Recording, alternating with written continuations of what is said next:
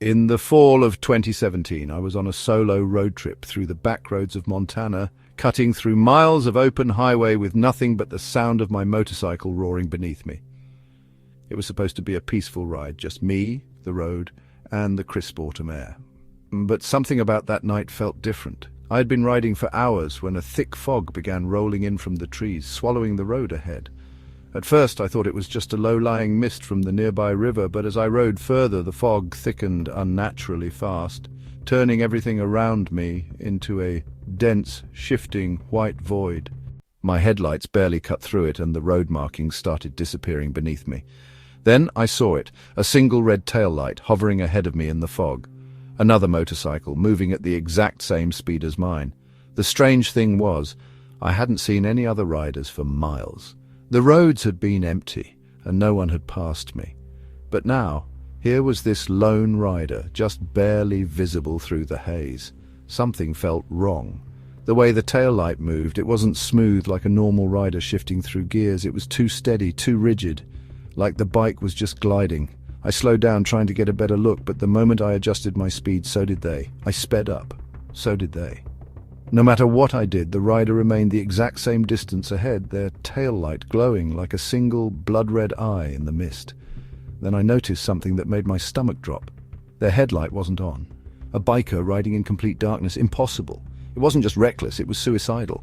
I tried to shake the unease and focused on the road, but then something happened that made my grip tighten on the handlebars. The red tail light flickered, and in that split second, I saw something else. A second pair of hands. They weren't gripping the bike's handlebars. They weren't even holding on to the seat.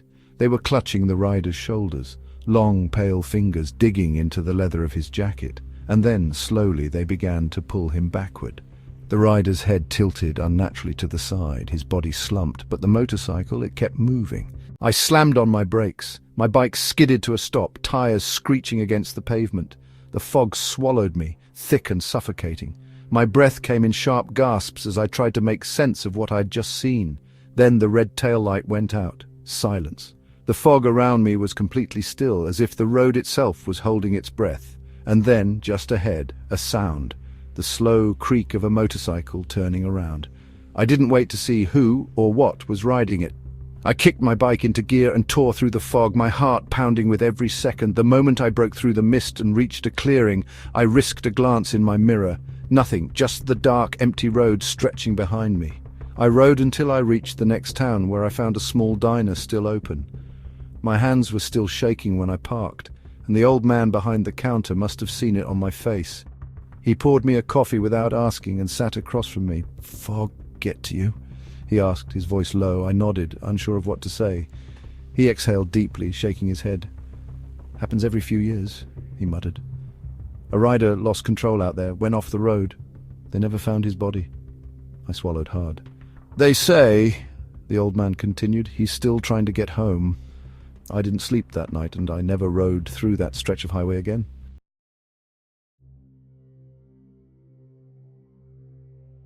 In the summer of 2016, I was riding through the winding roads of West Virginia, enjoying the solitude of the open highway. The sun was setting, casting long shadows over the trees that lined the road. It was one of those perfect rides, cool air, no traffic, and the hum of my engine beneath me.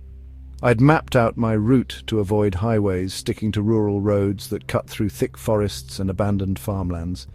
I planned to reach a small motel before dark, but I miscalculated how long the ride would take. As twilight faded, I realized I had 2 more hours of riding through absolute darkness. About an hour in, I passed a rusted green sign with half the lettering missing. The only readable part said Hollow Road. I didn't think much of it at first. It looked like any other forgotten road in the countryside, but something about it felt off. The trees were denser here, their branches reaching over the asphalt like skeletal fingers. The deeper I went, the darker it became. My high beams barely pierced the thick veil of black surrounding me. Then I noticed something strange. The road seemed to be getting narrower. At first I thought it was just my imagination, but after a few more miles, it was undeniable. The pavement had no shoulder anymore, just dense trees pressing in from both sides. The lines on the road were fading, barely visible. It was like I had unknowingly drifted onto a road that wasn't meant to be travelled anymore. That's when I saw the first one, a motorcycle parked on the side of the road. The bike was old, rusted and covered in dirt, like it had been sitting there for decades. But there was no rider, no sign of an accident, no debris. Just an abandoned bike standing perfectly upright. The hairs on the back of my neck stood up. Something told me not to stop, not to look too closely. I kept riding, my fingers tightening on the handlebars. A few minutes later I saw another one, same condition, rusted, abandoned. No rider, and then another and another. Each bike identical in decay, spaced exactly apart, as if someone had left them there deliberately. My pulse was pounding in my ears. I tried to shake it off, telling myself they were just old bikes left by collectors. Maybe a local junkyard had dumped them here. But deep down, I knew that wasn't it. Then I saw the helmet. It was lying in the middle of the road, directly in my path, a full-face helmet shattered down the visor. But the strange thing, there was no impact mark on the road, no scratches, no skid marks. It was just sitting there, like someone had carefully placed it. I swerved around it, my heartbeat in my throat. That's when my headlight flickered, just for a second. But in that second, I saw something in the trees. A figure, standing between the trees, barely visible in the gaps of the branches. It was tall, unmoving, watching. I couldn't make out any features, just the faint outline of a helmet reflecting my headlight. I gunned the throttle. The road stretched endlessly ahead, each turn looking exactly like the last. I should have been getting closer to town, but it felt like I was stuck. The further I rode, the heavier the air became, thick with something unexplainable. My chest tightened. It felt like I was being pulled deeper into something I wouldn't be able to escape. Then the static started. It came from my helmet's Bluetooth system, a harsh crackling sound like an old radio trying to tune into a station that didn't exist. My music had stopped long ago, but now something else was coming through. A voice, faint, garbled, but I could make out one word: stop! I yanked at my helmet, trying to disconnect the Bluetooth, but the static only grew louder. The voice was clearer now. Turn around! I twisted the throttle as hard as I could, my speed climbing past 80 miles per hour. My headlight cut through the thick dark ahead, but the road just kept stretching, and then the bikes were gone, all of them. The abandoned motorcycles I had passed earlier had vanished. There was no sign they had ever been there, just an empty, endless road. And then I saw it up ahead, another motorcycle. But this one was moving, coming straight at me. The rider wore a helmet, but no face stared back from behind the visor, just a gaping, empty blackness.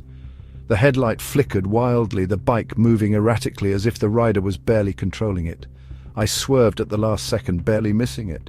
My tires screeched, the bike fishtailing as I struggled to regain control. I looked in my mirror, but there was nothing, no bike, no rider. Just the fading red glow of a taillight disappearing into the trees. And then the road ended, no warning, no signs, just a rusted old guardrail and a sheer drop-off into the darkness below. I skidded to a stop, inches from the edge, my breath ragged. If I had been going any faster, I would have gone right over. I turned around. The road behind me was completely clear. No trees pressing in, no static in my helmet, just a normal empty highway stretching back the way I had come. I didn't question it, I didn't try to understand. I just rode, and I never looked back.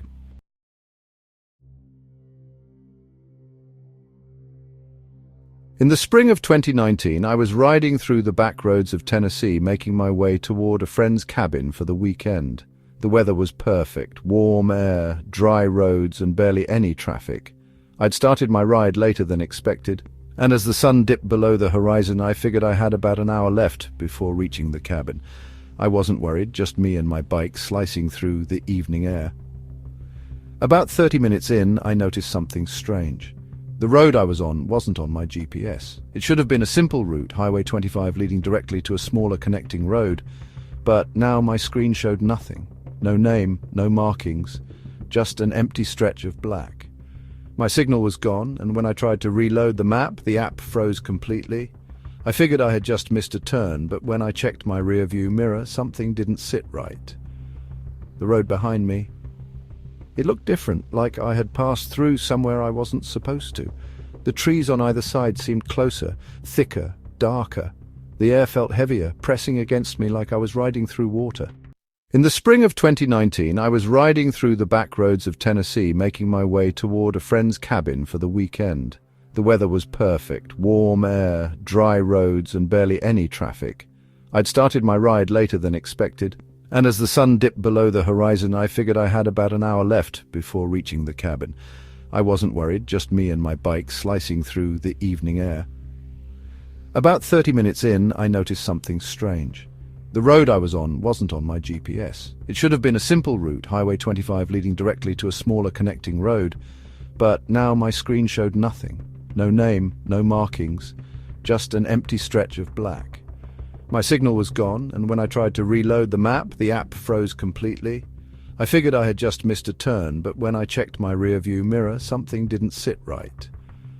The road behind me, it looked different, like I had passed through somewhere I wasn't supposed to. The trees on either side seemed closer, thicker, darker. The air felt heavier, pressing against me like I was riding through water. Then I saw it, a figure standing on the side of the road. At first I thought it was a hitchhiker, just barely visible in the dim light. As I got closer, I saw it was a woman. She was wearing a long, faded dress, the kind you'd expect to see in an old photograph. Her hair was matted, hanging in tangled clumps around her face. She wasn't moving. She was watching me. I gripped the handlebars tighter and sped up slightly. But as I passed her, something made my stomach twist. Her face. She had no eyes, just dark, sunken holes where they should have been. I barely had time to process what I had seen before I caught something in my mirror. She was now in the middle of the road, standing directly behind me. I swore under my breath, my heart hammering as I tore down the road. I refused to look back again. I just kept riding, pushing my bike faster, but then I felt it, a shift in weight, like someone had just climbed onto the back of my bike. The hair on my arms stood up. I could feel pressure on my shoulders, a light, almost hesitant touch like someone testing their grip. Then a whisper right against my ears, "Keep going." I jerked the handlebars, nearly skidding off the road. My bike wobbled and I struggled to steady it, but when I glanced back, no one was there. Nothing, but the air behind me felt thick, wrong, like something unseen was still sitting there, just inches away. I twisted the throttle, desperate to get off this road, but my stomach sank when I realized something. No matter how fast I went, the road never changed. The same stretch of trees, the same bends. It was like I was riding in circles, except the turns never repeated. There were no road signs, no mile markers. And then the whisper came again. "Turn around." I shook my head, my throat dry. No, I wasn't stopping. I wasn't listening. Then a hand touched my neck. Not a light graze this time, a grip. I slammed the brakes. The tires screeched, my bike fishtailing as I fought for control. I came to a stop in the middle of the road, panting. My hands were shaking, my body drenched in sweat.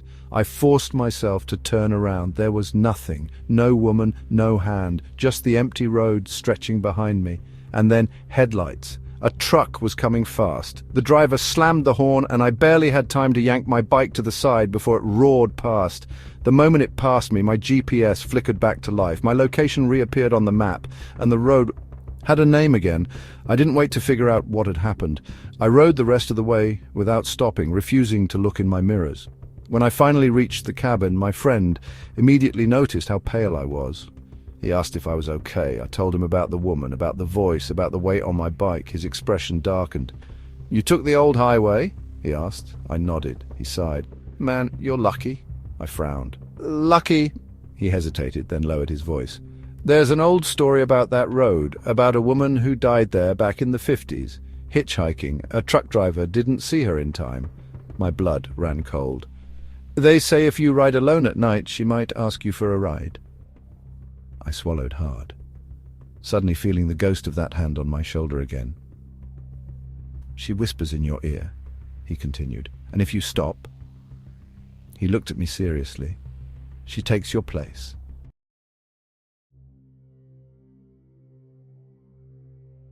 Some roads should never be traveled, some riders are never truly alone, and sometimes the past refuses to stay buried. If these stories sent chills down your spine, make sure to like, share, and subscribe for more terrifying true horror stories. And don't forget to hit the bell icon so you never miss what's coming next. Stay safe out there, and always check your mirrors.